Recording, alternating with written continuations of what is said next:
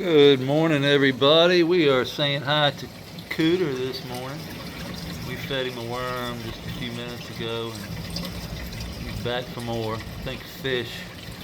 One of the minnows took most of it, though. I have seen Scooter. She's been swimming around here, but I don't see her right now. I do see big ass Pooter back there, though. Big old Pooter is a, oh, there are the mollies. Supposedly a bullhead minnow. I got them from the same place I got all the little other minnows except for these mollies here. Oh, look, oh. Protect yourself. Yeah, those minnows are bullheads. So obviously the mollies are getting a little bullied, but there are plenty of places to hide. And the mollies don't seem to really care. Look at them. They're just getting run off.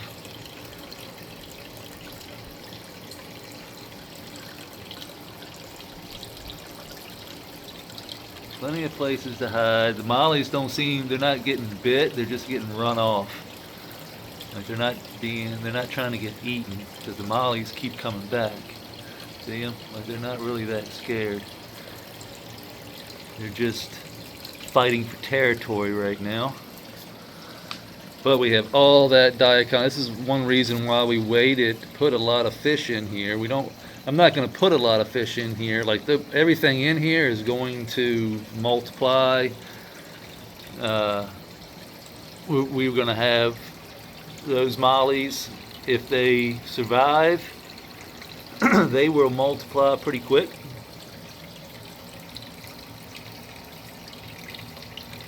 Everything's looking for food this morning, but that's okay. There's plenty of algae in there to eat. I don't want them to get addicted to pellet food. Oh look, I see a shrimp there too. So I've only been feeding once a day because you can see all this algae in here, and if I keep feeding them pellet food, they won't eat the algae.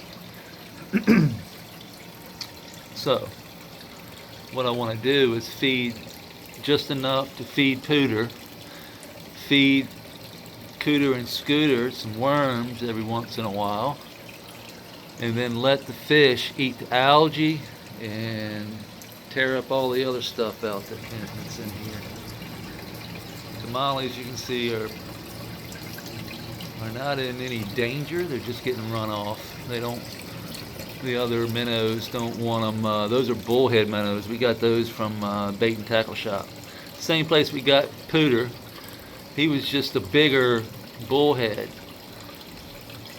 Almost looked like goldfish almost, but he's like a carp actually. And he's got a mouth on the bottom of his, so he goes around and he sucks up off the bottom. So he's really good for pulling up a lot of that gunk off the bottom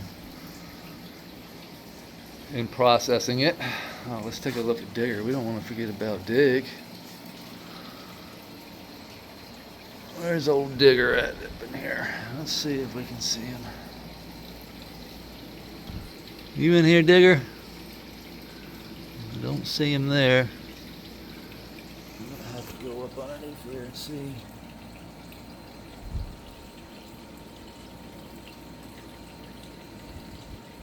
Let's see.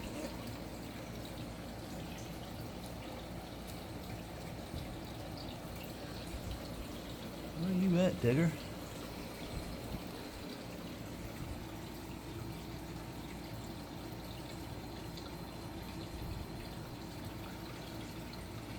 Well, I don't see him from this angle anyway. Sorry about my camera work, but I'm gonna have to go over here and look. We gotta get down.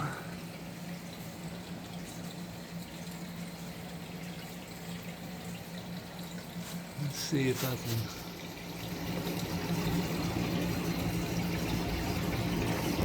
The thing won't focus in because of the tree. Sorry for my camera. Trying to see. It should be right up in there.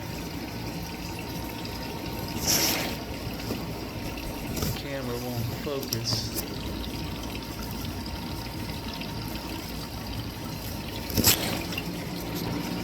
I'm just gonna have to see for myself. I can't see him either.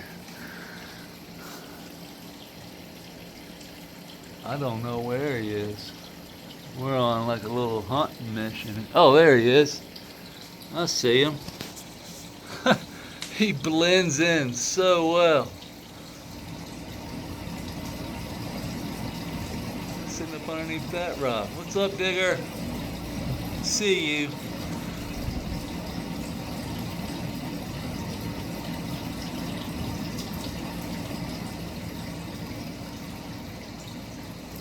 And Digger, I really don't have to feed him right now too much.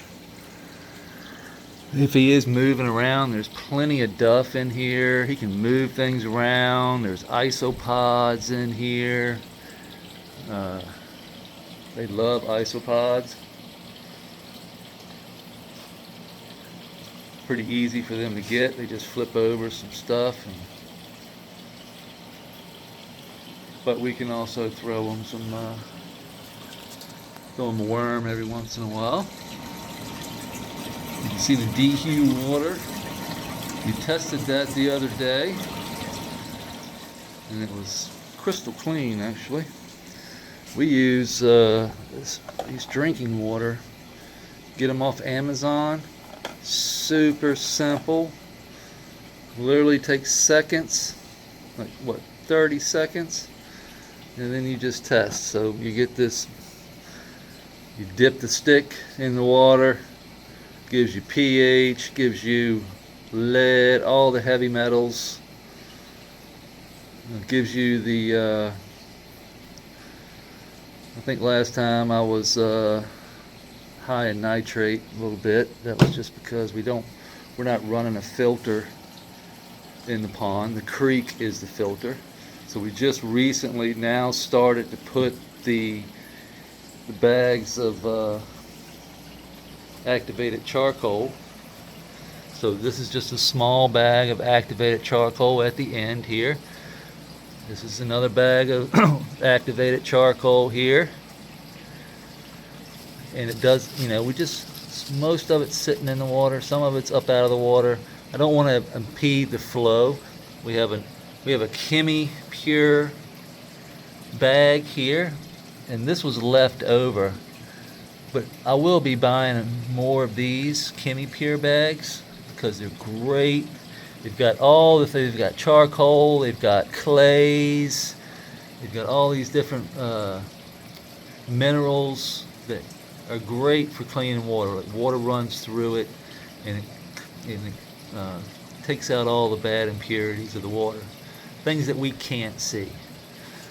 So if we see all this heavy stuff floating around in here, we know that we've probably got high nitrate, and that's just because that's the poo. But as long as we keep it flowing and take out some, we pull a lot of this stuff out of the water, and this is food, as you know, for everything. This is where we get our worms and isopods, and there's a dairy cow. You see the size difference? But everything loves, we saw that, I've already been in here a bunch today, so they're all down in the water. So if I mess with this, they all go up underneath the water into that sand, silt, and clay. They're all along the edge of this creek. If you're ever fishing, you ever want to find worms, go on the edge, find yourself a creek or a stream that enters in, or on the edge of the pond or lake or whatever you're fishing at, and go to the edge and flip over a rock, and I promise you, you will find life. And that's the kind of life you want to fish with, because that's what the fish are used to. You can see that the bush here is getting a little crazy, and that we're starting to grow into our cannabis area. So we have to do a little management. Our IMO pile has been pumping out CO2. Our CO2 is up over 600, which it never is. It's always around 250, 300. But by putting this IMO in here, we've been cooking. It's up above 110 degrees right now. Looks like 120. We want to stay under. We're perfect right now. As long as we stay under 120, we're good to go. And that's just what Dr. Elaine Ingham says we need to be under. So if you don't know who Dr. Elaine Ingham is, I highly recommend looking up the Soil Food Web on YouTube and investigate. Go down that hole, and you will end up probably like me if you're interested in this sort of stuff. If you're interested in nature and how it works, that is where you want to start. It's all in the soil. Just picture your soil as your guts. It's your gut microbiome. There's biology in your gut breaking down food and minerals that you eat and consume to get energy. So it's all about energy. Oh, our avocados too. Put our avocado in yesterday. But it's all about energy.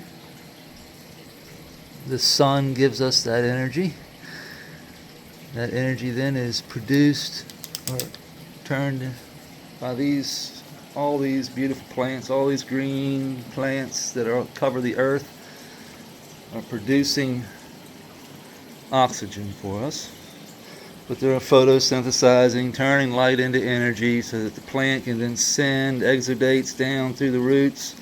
Basically, exudates are food for the microorganisms. So they're turning sunlight into food for biology in the soil. The same way we take that fruit from the tree, consume it, our microbiome, then we have to put it in our mouth, chew it, swallow it as it's going down through the esophagus, all down into the guts. It's picking up microbiology. Once it gets down to the guts, this biology then turns this into energy. This energy then gets into our bloodstream and we are moving.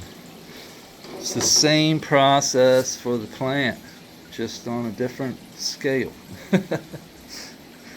This is the way I have to look at things, in order for me to understand what's really going on here and what scientists are talking about in layman's terms, because I'm no scientist. All this came about by just trial and error, and with my experience with aquariums, fish pond outside for 20 years, living here on the reservoir, growing up here, and then being lucky enough to find certain people on the internet, on YouTube here, that have already done, like this natural farming. This is the original. Goes back to like Japan and India. I believe personally that no one entity created this system. Like, I think that in India they were doing it, in China they were doing it, Japan they were doing it. This was just common, instinct to grow with nature. And then through time, people experimented and learned that nature is the way we can grow good food. And once that happened, civilization took off. But it's really all about that energy source. So just think, the sun gives us the energy. That energy is then transferred from plant down to the soil. That microorganism then mines all the minerals and rock and sand and silt and clays and all these mixtures of elements that are in the soil that are available to the microorganisms but not quite available to the plant yet. So once the microorganisms get to the point where they have mined enough nutrient from the sands and the silts and the clays and all the other minerals that we've put in here, plants thrive. As long as though there's plenty of food, which I mean food, which is the sand, the silt, the clays, as long as there's light giving energy to the plant to produce, photosynthesize that light, and then push those exudates down into the soil system, which everything needs food. So just picture the plants are feeding the biology, and that's all you really need. So all I have to do is provide indoors, is provide the sun. I got to provide the water. There's certain element, I have to provide the environment. Once we provide these things, it's on like Donkey Kong. Then it becomes just maintaining pest pressure, maintaining fungal pressure, maintaining water quality, maintaining the amount of water that is being wicked up over the wall, replacing sand, silt, and clay as it's mined. This was sand, silt, and clay. Now it is worm castings. Look, there's a worm right there. Now it's worm castings. So this is soil. This is rich in mineral, and all we have to do is boop, and water this, and then just keep doing this over time. All the sand and silt that's been mined here, and then I'm going to be physically picking this up just little by little and spreading it out into my soil, and as this builds, we get rich soil. Then we just have to keep feeding the biology that we already have here. We can do this with the algae that we get from the water. We just lay that algae right up in it. Look at them. They love it. They will infiltrate that algae, break it down for us. Because that's all a bottle of nutrients is, guys. That's it. It is. It's the same stuff, just it's been broken down by a chemical to be able to be released to the plant. That's immediately available. So you go to the store and you buy a bottle of nutrients. All those nutrients, most of that stuff that you're buying is water, first of all. If you learn how to, that's one of the first things I learned how to do, was read the back of a nutrient bottle. Like, know what you're putting into the system. And most of the time when I looked at the back of a bottle, I was like, I have no idea what the fuck any of this is. It makes no sense to me. Like, I know NPK, but then once we got into it seemed like cannabis was like a whole nother plant. I was like, why is cannabis a whole nother plant? It's like a tomato, really. I mean, it sucks up everything. It's an accumulator. It literally pulls everything out of the soil that it can, or that it wants. This thing is just growing right into the ground. We're going to have to cut this. Once I realized that, if we can regulate and that's why, a lot of commercial guys would probably never, very rarely, there's a few,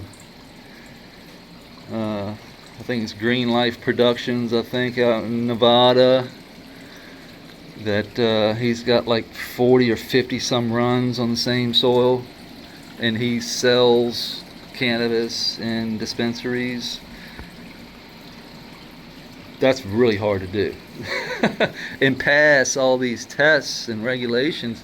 So a lot of people don't understand, once you grow that has to pass tests, like heavy metals test. Now, how do you manage to tell the plant what to take up? And it's really all about, that soil that you're putting in. He makes sure that his compost doesn't have heavy metals in it, and he's just re-amending. Boom, he's stacking on top. He's building layers.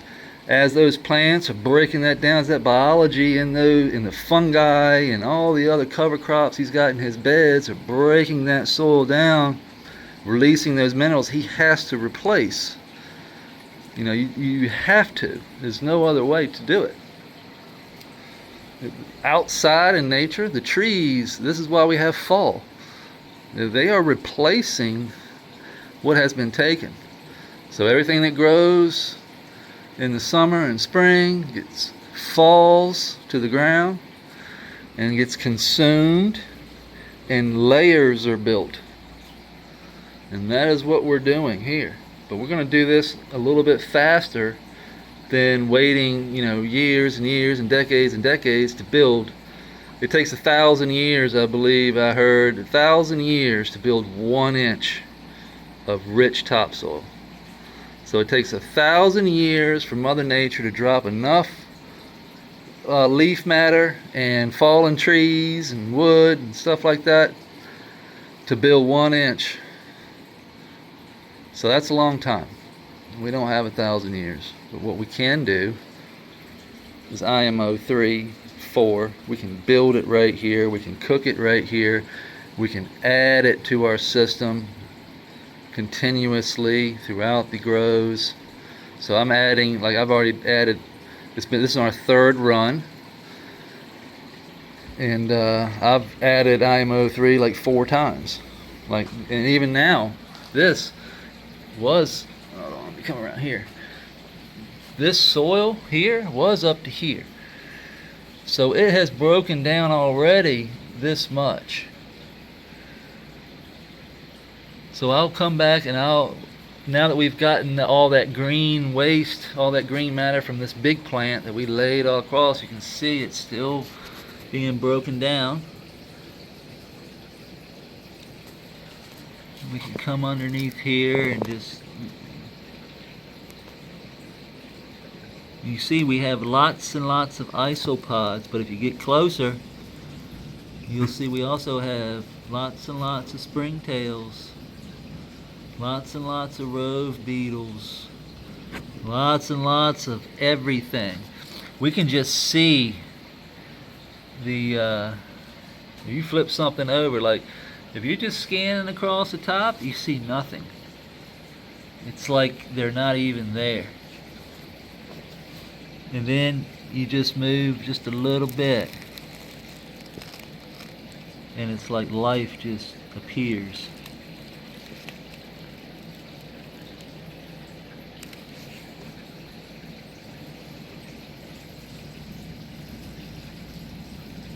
And they are tiny.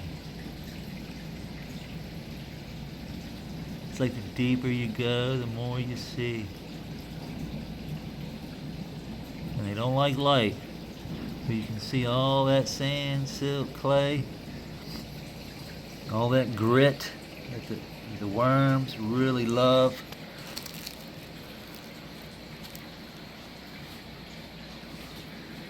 There's another, watch this.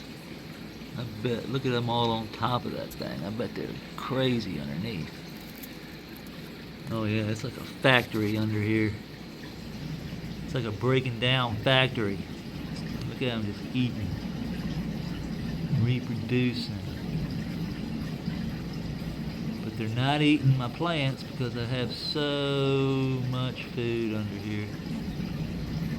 There's no reason to eat the green plant.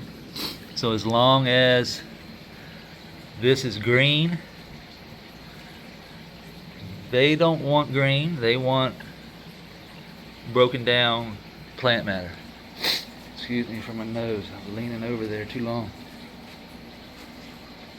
So as long as our plants have sugar in them, which is what they produce when they photosynthesize, bugs really don't like that sugar content. So they'll stay away from the plant most of the time, unless you get a pest. You know, we do get pests. This is the avocado we stuck in here last night. But hopefully, as the bed breaks down and the more diverse we get, I haven't seen any, like the temperature in here right now is 80 degrees. It's 61, 62% humidity. Hardly any fungus gnats. I don't see any fungus gnats. I see these little flying dog dick gnats, but they're everywhere outside right now because of the humidity. But in here, it's the diversity in the soil which eats the larva of the flies, of the gnats. You know, all those fungus gnats that larva gets eaten immediately by all the diversity. You saw how much diversity we have down there. Anything that lays an egg that isn't supposed to be there gets eaten immediately. So it's just, we're using nature against itself. It's really how it works, how nature works, is everything has prey and predator. In most home grows, in a tent grow, we're trying to be sterile. You know, if you get a pest, there's only one thing there to eat, and that's your plant. And here, there's room for everybody. Everybody can get along as long as they have food and shelter and can play a little bit. Just like human beings, you know, we need food, we need shelter, we need to have some fun. It's all right here. And that's what I was shooting for. You know, that's how it has to be. We need space, and the more space we have, the better. You know, so this is 12 foot long by 9.5 foot wide. Well, now when we added this, this is 5 foot out here, and I believe 6 foot, 7.5 foot long. Yeah, it's 5, 7. With another 20 bags of soil plus IMO plus the horizontal soil system down at the bottom, sand, silt, and clays. So, and that's how it works. You know, everything gets wicked up into the soil beds, and regulating that is a challenge, especially when we don't have plants, but we always have our water hole here. This holds the extra water that gets run off down the side and down to the bottom. This keeps that water out of the soil pockets and sets it in the reservoir until the roots of the plants get big enough to get down in there and start sucking that water up. And that's how we don't have to water. It's bottom water and top water both at the same time. All utilizing the sand, silt, and clay. So once this starts to break down to the point where it really wicks too much, because it's all organic matter, we just have to bring in some more sand, silt, and clay and sprinkle it on top, and the worms run through it, and we start over again. And that's today's walkthrough. I appreciate everybody hanging out. I hope everybody has a great Friday, and we will see you tomorrow. Peace.